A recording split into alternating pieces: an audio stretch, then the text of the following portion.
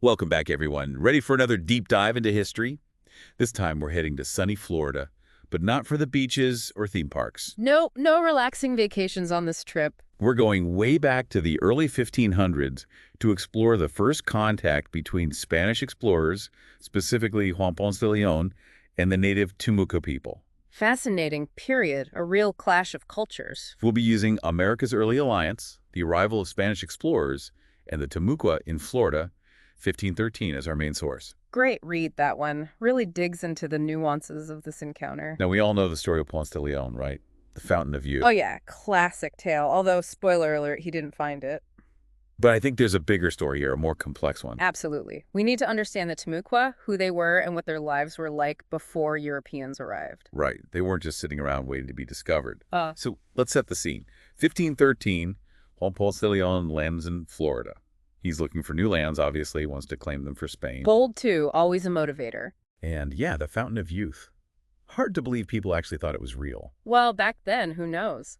Myths and legends had a powerful hold on people's imaginations. Okay, so Ponce de León lands in Florida, probably expecting to find a magical spring or something. Huh. What does he find instead? Instead, he encounters the Timucua, a thriving indigenous society with their own complex culture and traditions. So they weren't just small nomadic tribes. Not at all. The Timucua had established villages, some pretty large. They had sophisticated agricultural practices, a well-organized social structure. Hold on. That means they were farming. What were they growing? Corn, beans, squash. Sounds familiar? The Three Sisters. Those were staples for many Native American groups. Exactly. The Timucua were skilled farmers, and they also had a pretty impressive system of aquaculture going on. Think canals and ponds designed to raise fish. So we have this image of Florida as this wild, untamed frontier, but that's not really accurate. Not even close. The Timucua had been shaping and managing the land for centuries, creating a sustainable way of life. Okay, so Ponce de León shows up with his dreams of gold and eternal youth, and he finds the Timucua. What happens next? Fireworks. Well, not immediately. You know, the initial encounters were probably a mix of curiosity and caution on both sides. Just imagine trying to communicate across a huge language barrier, different gestures, customs. It's bound to be a recipe for miscommunication. That's a good point. It must have been incredibly challenging for both sides to understand each other. It was, and those misunderstandings could lead to conflict, even violence sometimes. That's a bit unsettling to think about. Yeah, it is. But sadly, the real tragedy wasn't the initial skirmishes or territorial disputes. You're talking about disease. Exactly.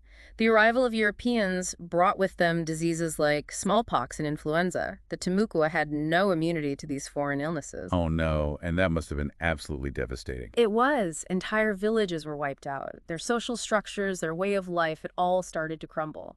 That's incredibly sad to think about. This wasn't just about battles and conquest. Right. Disease played a massive role in the decline of Native American populations across the Americas.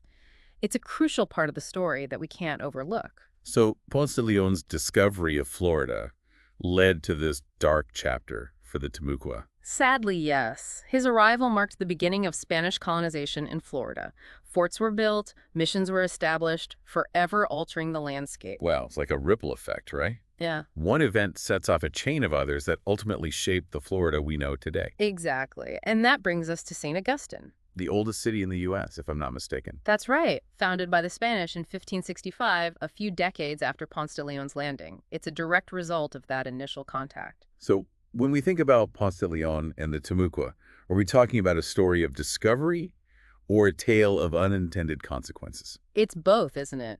There's the excitement of exploration, the meeting of different worlds. But there's also the tragedy of disease, the displacement of people, and the lasting impacts of colonization. It's a complex legacy to grapple with. It is, and it's a reminder that history isn't just about dates and names.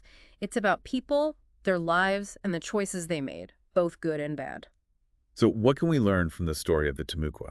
What should we take away from this deep dive? I think it challenges us to reconsider our understanding of history, to look beyond the traditional narratives and see the human stories at the heart of it all. And to remember, the Timucua their culture, their resilience, and the impact that European contact had on their world. Absolutely. Their story, like the stories of countless other indigenous peoples, deserves to be heard and understood. And it reminds us that history is still being written, that we have responsibility to learn from the past and shape a more just and equitable future.